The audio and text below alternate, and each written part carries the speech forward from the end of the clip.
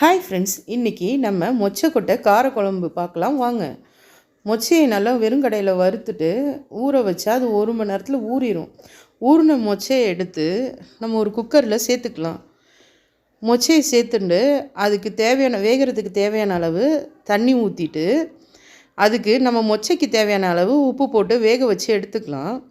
மொச்சையுடைய வேக வச்ச தண்ணி நம்ம குழம்புல சேர்த்தா நல்லா இருக்காது, ஒரு மாதிரி கடுக்கும். அதனால் நம்ம மொச்சையை மட்டும் பாருங்கள், மொச்சை நல்லா வெந்திருக்கு பாருங்கள். இப்படி அமுக்குனா நல்லா பஞ்சியாக வெந்திருக்கணும். வெந்துட்டு பாருங்கள்.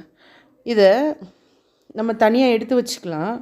நம்ம குழம்புக்கு தேவையான அளவு வெங்காயம், ஒரு 3 வெங்காயம், ஒரு 2 தக்காளி, அது சின்ன வெங்காயம் கொஞ்சம் நல்லா டேஸ்ட் நல்லாயிருக்குன்னு. பூண்டு கண்டிப்பாக போடணுங்க, மொச்சை கேஸ் ட்ரபிள். ஒரு தேவையான வெஜிடபிள் உங்களுக்கு தேவையானது. நான் கத்திரிக்காய், முருங்கைக்காய், உருளைக்கிழங்கு எடுத்திருக்கேன். வீட்டில் அரைச்ச குழம்பு மிளகாத்தூள், மஞ்சத்தூள், தேவையான அளவு உப்புங்க. அதுக்கப்புறம் புளி ஒரு எலுமிச்சம்பழம் சைஸு புளியை நான் ஊற வச்சு வச்சுருக்கேங்க. ஒரு கடாயை வச்சு ஒரு 2லேருந்து 3 ஸ்பூன் எண்ணெய் ஊற்றணுங்க. எண்ணெய் ஊற்றி எண்ணெய் காஞ்சதும் கடுகு தாளிச்சிக்கலாம். கடுகு தாளிச்சிட்டு காரக்குழம்புக்கு கொஞ்சம் வெந்தயம் போடணும். ஏன்னா காரக்குழம்பு சூடு, அதுக்காக கொஞ்சம் வெந்தயம் போடுவாங்க. வெந்தயம் சேர்த்துட்டு கருவேப்பிலை தாளிச்சுண்டு பூண்டு, சின்ன வெங்காயம் 2த்தையும் போட்டு கொஞ்சம் வதக்கிக்கலாம். வதக்கிட்டு ஒரு 2 வதக்குனா போதுங்க. கொஞ்சம் அப்புறம் நம்ம வெட்டி வச்சுருக்கிற பெரிய வெங்காயத்தையும் சேர்த்துக்கலாம். இந்த மாதிரி வெட்டினா கொஞ்சம் நல்லாயிருக்கும். அந்த மாதிரி நல்லா இது பண்ணிட்டு இப்போ வெங்காயம் வதங்கிறதுக்கு கொஞ்சம் உப்பும் மஞ்சத்தூளும் சேர்த்துக்கலாம். சீக்கிரம் வதங்கிடும்.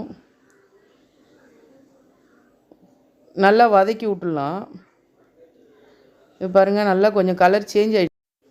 நல்லா வதக்கி விட்டுக்கலாம். வதக்கி விட்டு நம்ம தக்காளி கொஞ்சம் கையால் புழிஞ்சு போட நல்லாயிருக்குங்க. அதனால் கையால் புழிஞ்சு போட்டுக்கிட்டேன். நம்ம வெட்டி வச்ச தக்காளியை சேர்த்துக்கலாம். தக்காளி வதங்கினதும் நம்ம வீட்டில் அரைச்ச மிளகா பொடிங்க, இது குழம்பு மிளகாத்தூள், அதை சேர்த்துக்கலாம். அப்புறம் நம்ம வேக வச்ச தண்ணி இருத்து வச்ச மொச்சையை சேர்த்துக்கலாம். நல்லா வதக்கிட்டு நம்ம வெட்டி வச்சுக்கிற காய்கறி,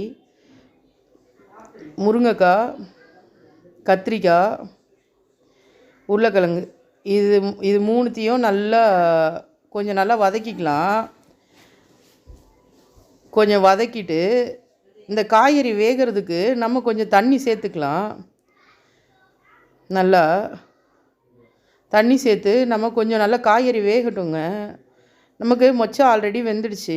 நம்ம போட்ட உருளைக்கிழங்கு, கத்திரிக்காய், முருங்கைக்காய் தான் வேகணும். கொஞ்சம் காய் நல்லா வெந்தோடனே நம்ம கரைச்சி வச்ச புளி இதில் சேர்த்துக்கலாம். புளி சேர்த்து நல்லா நமக்கு ஒரு 2 கொதி வந்தால் குழம்பு ரெடிங்க. நம்ம சேனலை சப்ஸ்கிரைப் பண்ணுங்கள், கமெண்ட் பண்ணுங்கள், ஷேர் பண்ணுங்கள். உங்களோட சப்போர்ட் எங்களுக்கு தேவை. உங்களுக்காக நிறைய ரெசிபி காத்துட்ருக்குதுங்க.